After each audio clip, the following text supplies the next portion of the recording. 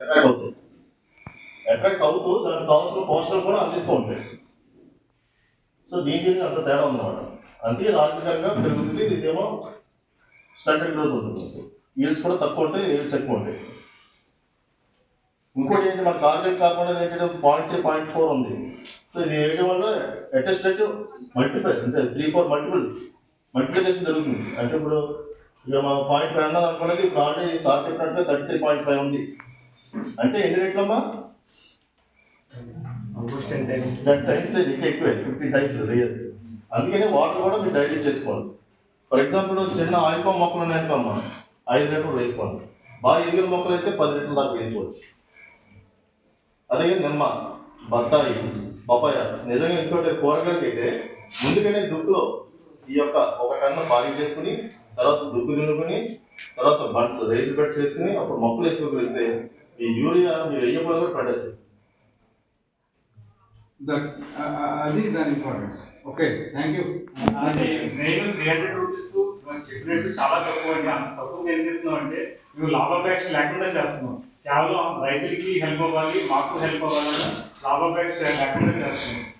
Sir చెప్పారు ఇందాక IITs వీళ్ళంతా వస్తున్నారని. నేను ఐఐటి ఢిల్లీలో చదివానండి. IIT Delhi gold medalist. మీరు ఆంధ్ర యూనివర్సిటీ మీకు ఐడియా ఉంది. ఆంధ్ర యూనివర్సిటీ టాపర్ నేను. ఆంధ్ర యూనివర్సిటీకి మన ఆంధ్ర యూనివర్సిటీ మొత్తం అన్ని కాలేజెస్కి టాపర్, ఎంఎస్సి గోల్డ్ మెడలిస్ట్ నేను. అయినా సరే నేను యూఎస్లో కూడా ఉన్నాం. మేము యాక్చువల్గా 3 years 4 years యూఎస్లో ఉన్నాం.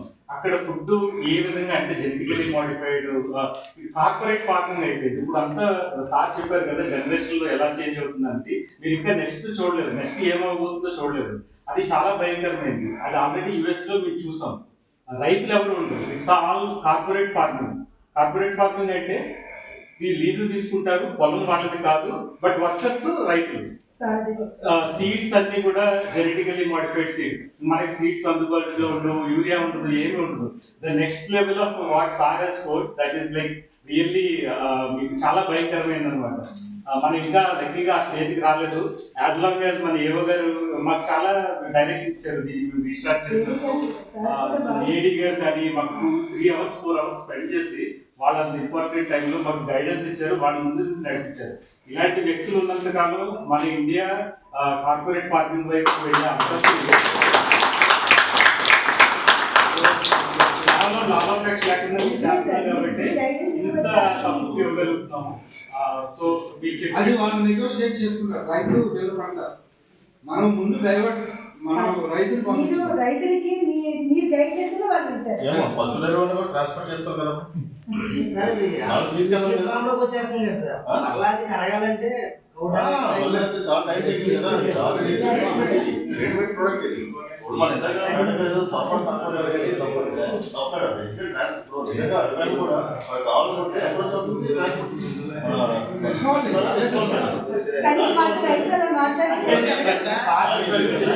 మాకు తెలియదు, మమ్మల్ని చేస్తున్నారు. మేడం గారు చెప్పారు, ఇప్పుడు 3 weeks వేసిన తర్వాత ఇన్కార్పొరేషన్ 3-4 weeks తర్వాత అకౌంట్స్ బయటకు వస్తున్నాయంటే దాన్ని అర్థం చేసుకోండి. అకౌంట్స్ ఎప్పుడు కనిపిస్తామో మనకి, అసలు కనిపిస్తాయి మనకి జోక్ కాదు. ఎందుకంటే మన 8-10 years తర్వాత మనకేముండదు వ్యవసాయం. ఇలాగే చేసుకుంటే పోతే మాత్రం ఇప్పుడు 1,70,000 మెట్రిక్ టన్ వాడుతున్నాం మనం. దాన్ని ఎవ్రీ ఇయర్ 10-12% తగ్గించాలంటే మనం ఏ పద్ధతిలో సాధిస్తామా? ఇప్పుడు 4,000, ఇప్పుడు నేను చెప్తున్నా 2 టన్నులు వాడమంటారు, రైతులు వాడతాడా? 8,000 అవుతుంది. ట్రాన్స్పోర్టేషన్ 2,000 అవుతుంది, 10,000 అవుతుంది. వాడతారా? ఇది రెడీమేడ్ ప్రోడక్ట్. ఇది మన స్టేట్లోనే ఎక్కడ తెలుసా మీకు? నేను తిరిగి ఎందుకు చెప్తున్నానంటే రాత్రి చెప్పను మనం ఎవరినంత తిరిగే చెప్పలేదు. ఎంత ఉపయోగం ఉంటే కానీ నేను తిరిగే చెప్పను నేను. Okay, thank you so much.